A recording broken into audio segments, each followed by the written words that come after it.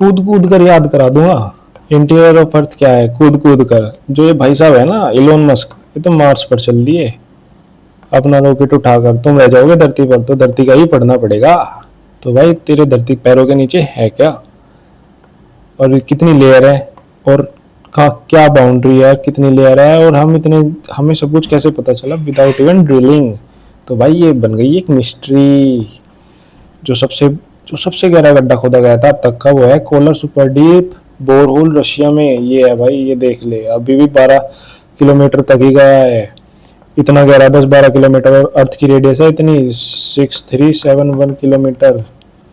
यहाँ तक कैसे जाएगा, यहाँ तक क्यों नहीं गया, जा पाया, गर्मी के कारण।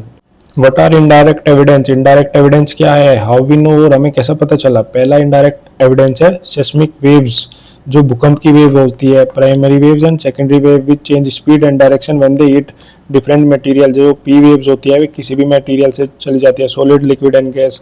हालांकि जो एस वेव्स है वो लिक्विड से नहीं जा पाती, तो अपने रिफ्लेक्ट बैक हो जाती है, लिक्विड से ट्रेवल नहीं कर पाएंगी। Change that's how boundaries were mapped. Pure S wave के थ्रू हमें अपनी बाउंड्रीज का पता चला इंटीरियर ऑफ अर्थ की। S waves can't travel through liquid which is exactly how we know the outer core is molten. जो outer core है Earth का, ये हिस्सा मोल्टन है। Second evidence, meteoroids, meteoroids are debris from the same solar system material earth from formed। जिससे अर्थ बनी है उसी चीज से ही मीटियोरॉइड्स बने हैं। तो अगर हम मीटियोरॉइड्स की जानकारी करते हैं तो हालांकि हमें पता चल जाता है कि अर्थ के इंटीरियर में भी क्या होगा।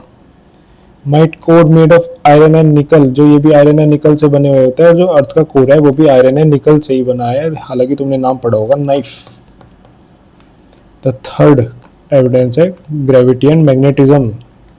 अर्थ average density is 5.5 gram per centimetre cube which is much higher than the surface rocks, meaning something far denser must exist at the core. Earth magnetic field also point out metallic partly liquid core। तो भाई जब volcano फटता है तो उससे बाहर आती है मैग्मा, जो सोलिडिफाई हो जाता है, उसकी डेंसिटी है 5.5, और जो सरफेस रॉक की है 2.7। फोर्थ क्लू है molten magma erupting from below gives a direct sample of what's happening in the upper mantle. तो भाई कूदते कूदते बोलो कि हमारे अर्थ की लेयर 3 है, और जो क्रॉस सेक्शन, अब इसका पढ़ते हैं क्या लेयर है। सबसे ऊपर की क्रस्ट, जहां पर भाई तू, भाई और बहन, जहां पर तू खड़ा है वो तेरी अर्थ क्रस्ट है, जो लिथोस्फीयर भी है। पहली है अर्थ क्रस्ट, दूसरी है मेंटल, और तीसरी है आउटर कोर और इनर कोर। ये एक है आउटर कोर और इनर कोर, दूसरी इसको हम बोलते हैं कोर।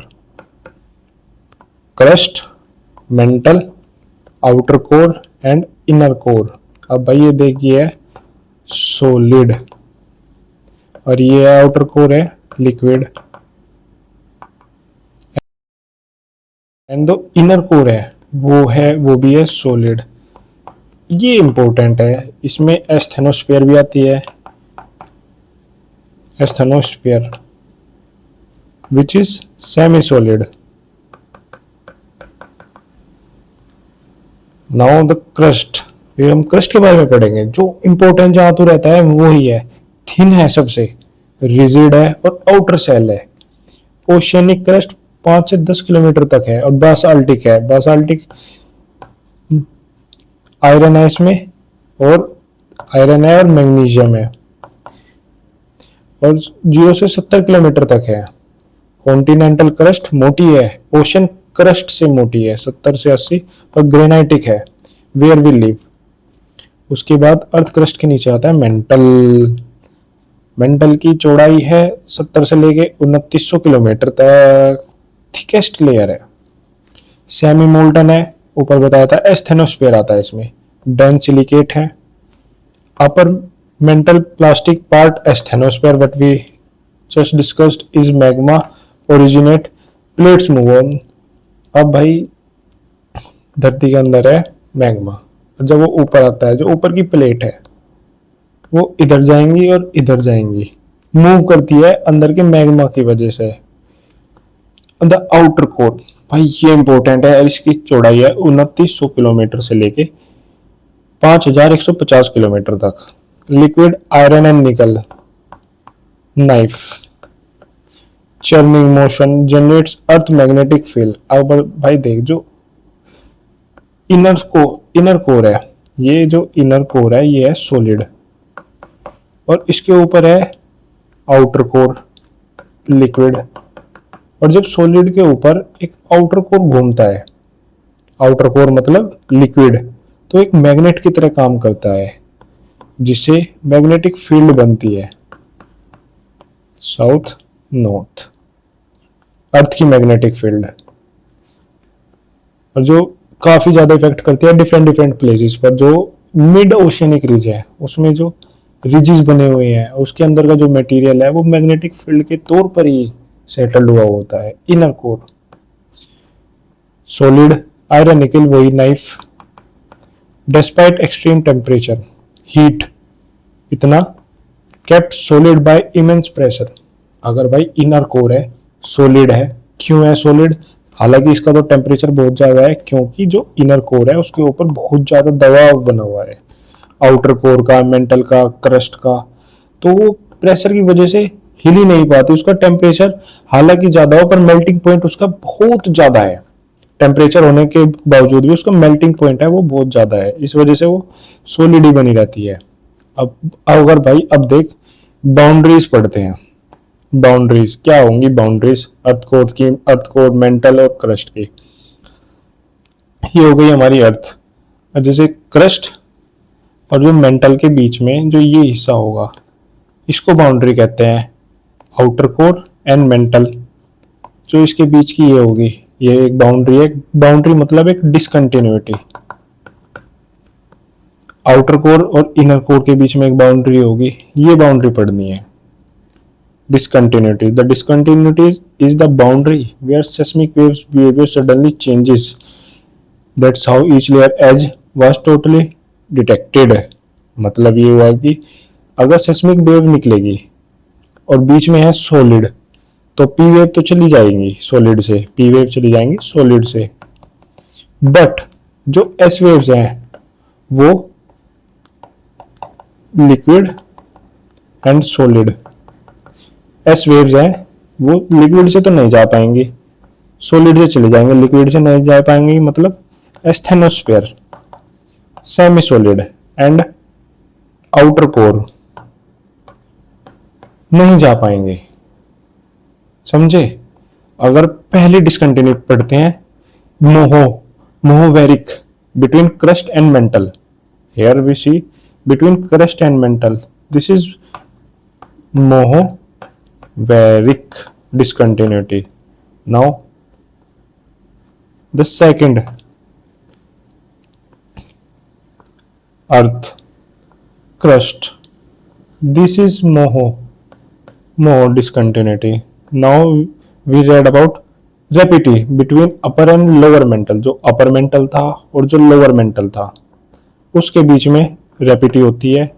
तीसरे नंबर किया Gutenberg, between mental and outer core, between mental and outer core, this is Gutenberg. यहां पर एस वेव रुक जाती है आउटर कोर में जाने से पहले। And the fourth discontinuity is layman discontinuity between outer core and inner core. This is layman discontinuity. Now आगे बढ़ते हैं। तो कॉमन कंफ्यूजन क्या है? If the inner core is hottest, जो इनर कोर है अंदर की, इनर कोर जो अगर वो हॉटेस्ट है, वाई स्टिल इज सॉलिड, वो सॉलिड क्यों है हालांकि आउटर कोर लिक्विड है? Because pressure, this is the word pressure. अगर क्वेश्चन आया कि टेम्परेचर की वजह से, नो, टेम्परेचर की वजह से नहीं है, ओनली प्रेशर की वजह से। Not just heat decide the state, यार हीट भी काम नहीं करेगी यहाँ पर, अगर तुम्हारी हीट भी ज्यादा है तब भी नहीं, ओनली प्रेशर की वजह से। प्रेशर बताया था कि दबाव पड़ा हुआ है ऊपर से, आउटर मेंटल का, क्रस्ट का, आउटर कोर का।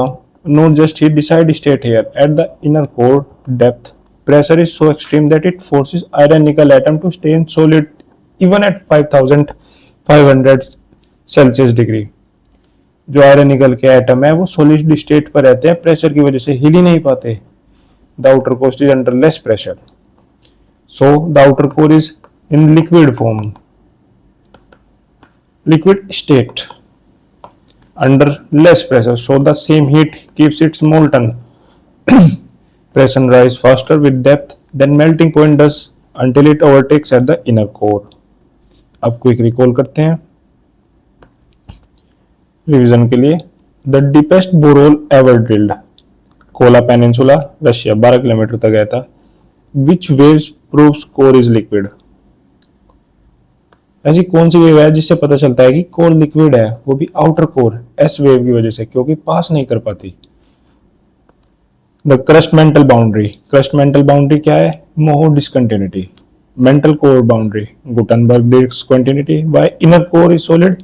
Because of extreme pressure, not because of heat but because of extreme pressure. The source of earth magnetism, liquid outer core motion. Magnetism किसे पता चलता है? The outer core motion. जो outer core है, inner core and outer core, liquid solid. अगर solid के बाहर ये घूमता है बार बार तो एज रूप ले लेता है मैग्नेटिज्म का। That's it.